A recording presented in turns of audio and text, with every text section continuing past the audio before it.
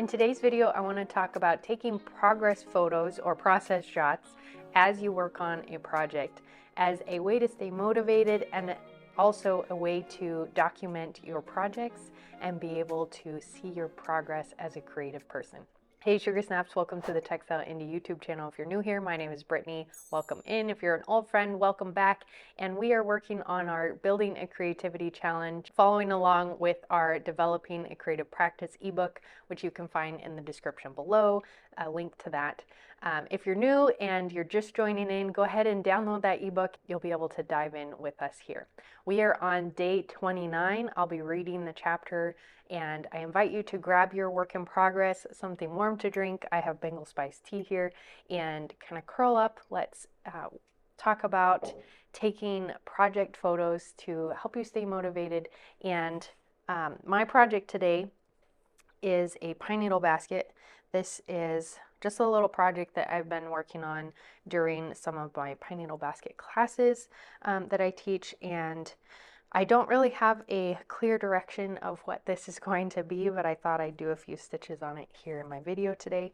I do want to mention that as I've been doing this series, I've picked a different project every day that I've filmed, not because I've finished every single project that I've shown on the channel, just because I wanted to have something new and interesting to show you. So if you're feeling like, man, how is she accomplishing all those projects?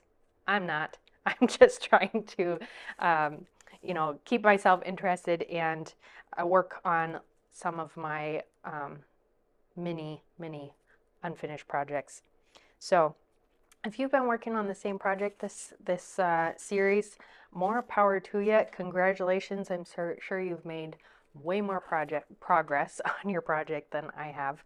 I've kind of been bouncing around, but I've really been enjoying the 15 minutes a day, kind of having that time dedicated and set aside to work on something, and having that time has kind of given me the mental space to say, hey, I can not work on the same exact thing every day because I've set that time aside, and I know it's kind of in my routine now, so I can dedicate time to a lot of different things because I get to come back to them, and I'm not as worried about, well, I only get so much time, so I better work on the most important thing, which is also can be a valuable mindset as well.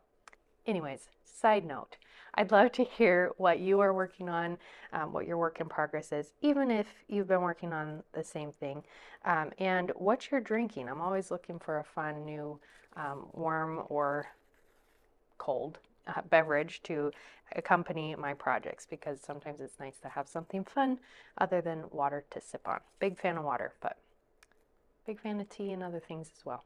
So leave a comment below. We'd love to hear those. And we actually are reading them.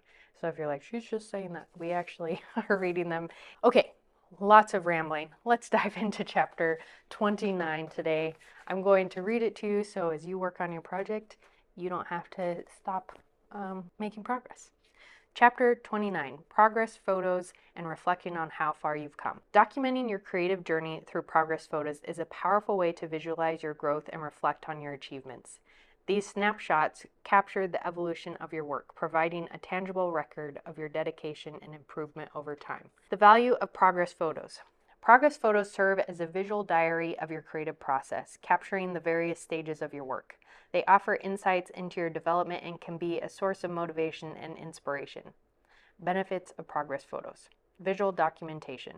Progress photos provide a visual record of your creative journey, showcasing the transformation of your work over time. Motivation and encouragement. Seeing how far you've come can boost motivation and reinforce your commitment to your projects. Insight into process.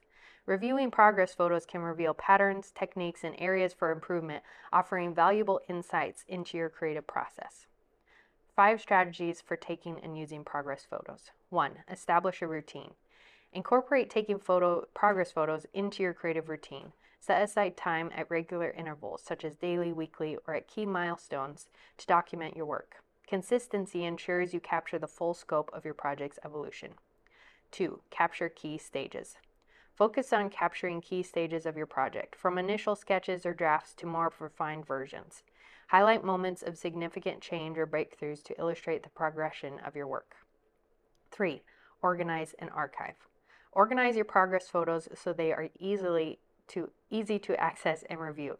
Consider creating a digital photo album, or journal dedicated to your creative journey. Proper organization helps you track your development over time. 4. Reflect on your growth. Review your progress photos regularly and reflect on your growth.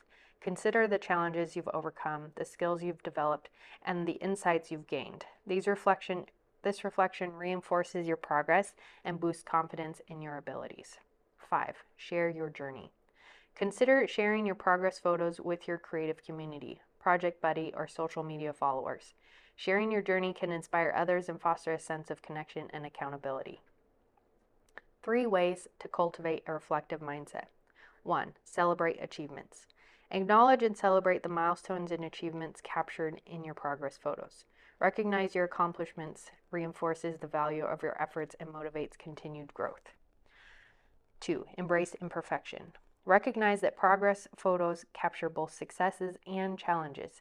Embrace the imperfections and learning moments as integral parts of your creative journey. 3. Set future goals. Use insights gained from your progress photos to set future goals.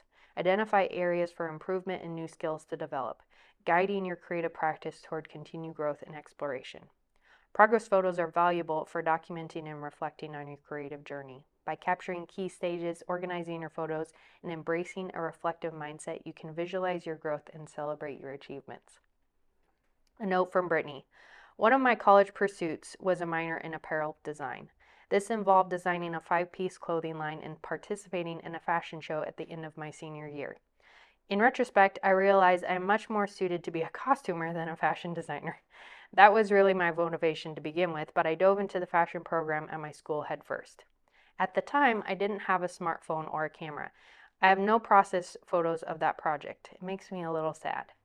These days, I take boatloads of photos and videos. Google Photos does a year-end review to show some fun statistics. How many photos and videos you took, which colors are the most represented in your photos, who you smiled with the most, using facial recognition, of course. A bunch of unnecessary but amusing information. What I learned. I take a lot of photos. Most of them are process photos and project related. Now I have full albums to browse through to see my creative growth and journey. Question of the day. Do you take progress photos of your creative work? If not, what's one project you can start documenting today to capture your growth and reflect on how far you've come? I think there's a lot of value in taking process photos, even if you're doing something just as a hobby and you have no intention of being super strategic about your growth or your progress. Maybe you've been doing your craft for a very long time and you're an expert.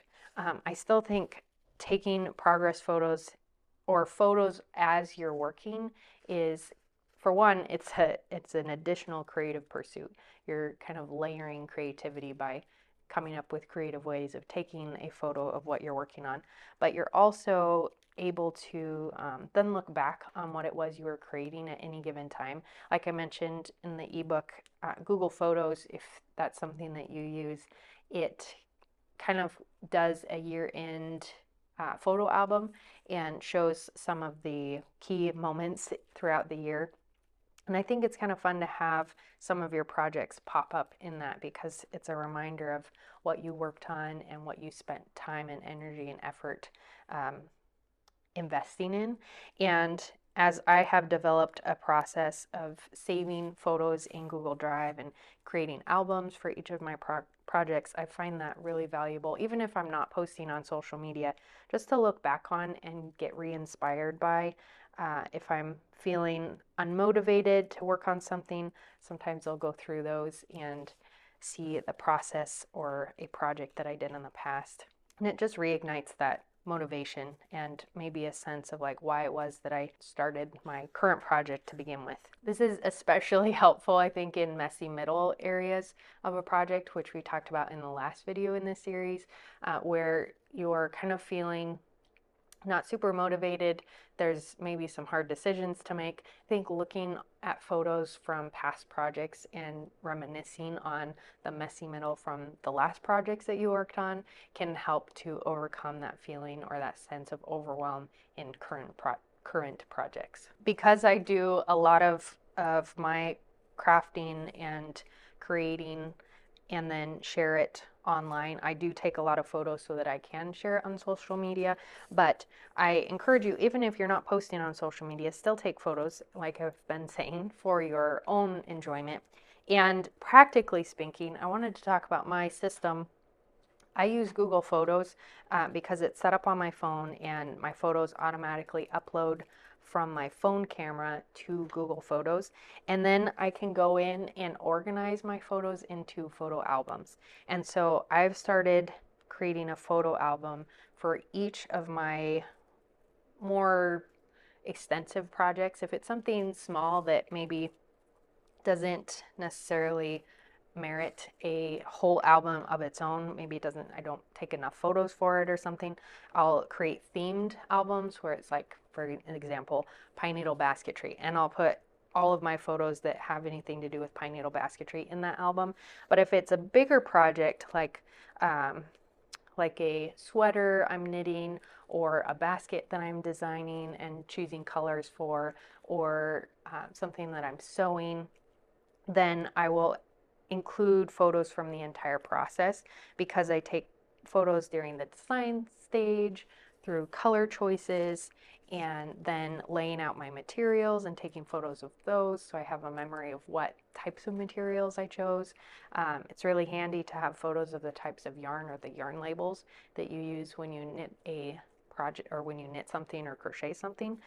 Same with fabrics, taking a photo of the material label or the fiber content so that you can reference that in later stages and in care processes of your garments. So it just has always been a really great resource for me to have that. And then because of the way Google Photos works, I can search titles of projects or names of patterns or whatever and be able to access that album pretty seamlessly. I know there are a lot of photo organization programs out there. Google Photos is just the one that I happen to use. So if you have one that you enjoy, go for that one. If your phone automatically uploads to Apple Photos or somewhere else, then maybe try setting up an album system there, or having them uploaded to your computer files and just have them on your computer. I highly recommend having a backup of those photos, because if something happened to your computer hard drive, you lose all of that, and that would be devastating. And that has happened to me, so I can speak from experience. It is not a fun to lose everything that you created visually. And one other thing that I love doing, well, actually, it's sometimes hard because I'm not a great photographer, and so this is an area where I often feel very challenged. But I do like to try and do a photo shoot of a project once it's done. If it's a garment, then I put it on and try to take some photos of me in it.